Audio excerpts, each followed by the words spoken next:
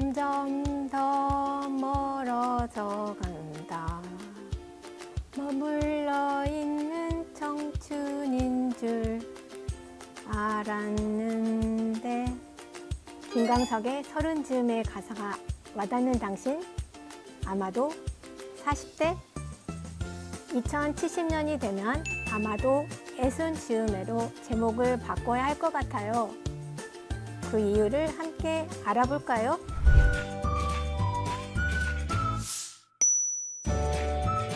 안녕하세요. 오늘의 통계 셰프 인구동향과 유수덕 서기관입니다. 통계의 궁금증을 모아서 누구나 쉽게 알 수 있도록 맛있게 요리해드리는 통계 레시피. 지난 시간에 이어 미래를 설계할 때 살펴보면 좋은 장래 인구 추계에 대해 맛있게 요리해 드릴 테니 주목해 주세요. 여러분, 혹시 중위 연령을 아시나요? 중위 연령은 전체 인구를 연령 순으로 나열했을 때 딱 가운데 있는 사람의 나이를 말합니다. 우리나라의 중위 연령은 어떻게 변했을까요? 1976년에는 20세, 1997년에는 30세, 2014년에는 40세, 2031년부터는 50세를 넘어 2056년에는 60세로 중위 연령이 빠르게 높아져 50세도 60세도 모두 청년의 시대가 곧 온다고 전망하고 있어요. 김광석의 서른 즈음에가 나왔던 1990년대에는 30세가 되면 청년에서 기성세대로 넘어가는 일종의 변곡점이었는데요. 2020년의 중위 연령은 43.7세이니 40즈음으로, 2070년의 중위 연령은 62.2세이니 60즈음으로 바꿔 불러야 하는 게 아닐까요? 중위 연령이 이렇게 높아진다는 것은 고령화가 가속된다는 거죠.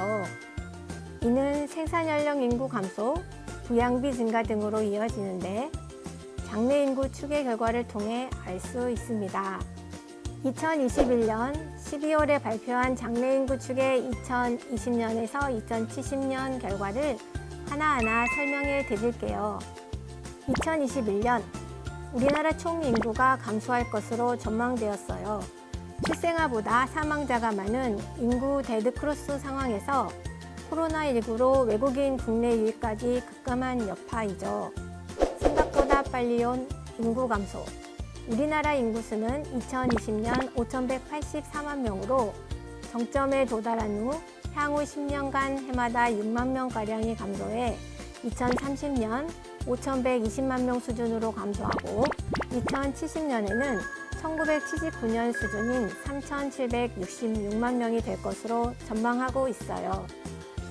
인구 성장률도 2020년 0.14%에서 마이너스로 전환되어 2035년까지는 마이너스 0.1% 수준을 보이고 이후에는 감소세가 빨라져 2070년에는 마이너스 1.24%까지 떨어질 것으로 예상됩니다. 이런 상황은 저출산으로 인해 출생아 수가 감소하고 인구 고령화로 사망자 수가 증가할 것으로 전망되었기 때문입니다. 우리나라 출생아 수는 2020년 27만 명에서 2070년 20만 명까지 줄어들고 사망자 수는 2020년 31만 명에서 2070년 70만 명까지 늘어나서 20년과 비교하면 2.3배 많아지죠. 그렇게 되면 출생아 수에서 사망자 수를 뺀 인구 자연 감소 규모가 커질 수밖에 없겠죠. 인구 자연 감소 규모는 2020년 마이너스 3만 명에서 2070년에는 마이너스 51만 명으로 확대될 전망입니다. 2022년 7월 1일 기준 우리나라 인구의 주 연령층은 누구일까요? 정답은 50대입니다. 2000년에는 30대 인구가 전체 인구의 18.1%로 가장 많고 80대 이상 인구는 1%로 가장 적었어요. 하지만 2070년에는 80세 이상 인구가 전체 인구의 21.8%로 가장 많고 30대 인구는 9.3%로 줄어들 것으로 예상됩니다. 중위 연령도 올라가고 우리나라의 고령화가 심각해진다는데 인구 고령화 속도는 어떻게 알 수 있을까요? 우리나라에서 인구수가 가장 많은 연령은? 인구 고령화 속도는? 이런 게 궁금하시다고요? 장래 인구 추계 결과 중 연령 계층별 인구로 확인할 수 있습니다. 총 인구가 급격하게 감소하는 만큼 연령 계층별 비중의 큰 변화를 예상하는 것은 너무나 당연한 결과라고 할 수 있죠. 인구를 크게 유소년 인구, 생산연령 인구, 고령 인구로 나눠보면 미래의 생산연령 인구와 유소년 인구는 감소하는 반면 고령 인구는 증가할 전망입니다.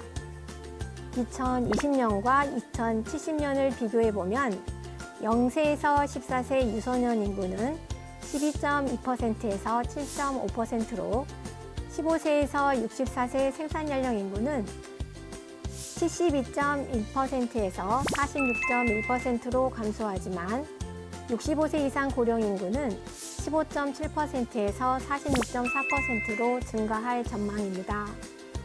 총인구수만 놓고 보면 2070년과 1979년은 유사한 규모이지만 연령계층별 구성비는 전혀 다릅니다. 베이비붐을 이뤘던 1955년에서 1963년생 세대가 2020년부터 고령 인구로 이동하고 저출생의 영향으로 유소년 인구에서 생산연령 인구로의 이동 규모는 작아지면서 생산연령 인구는 빠르게 감소할 것으로 전망하고 있어요. 이번 시간에는 2021년 장래 인구 추계 결과를 통해 우리나라의 인구 변화를 알아보았습니다. 어떠셨어요? 도움이 되셨나요? 다음 시간에는 더 풍성하고 맛있는 내용으로 찾아올게요. 구독, 좋아요 꾹 눌러주시고요. 알람 설정하셔서 다음 통계 레시피도 꼭 시청해주세요. 다음 시간에 만나요.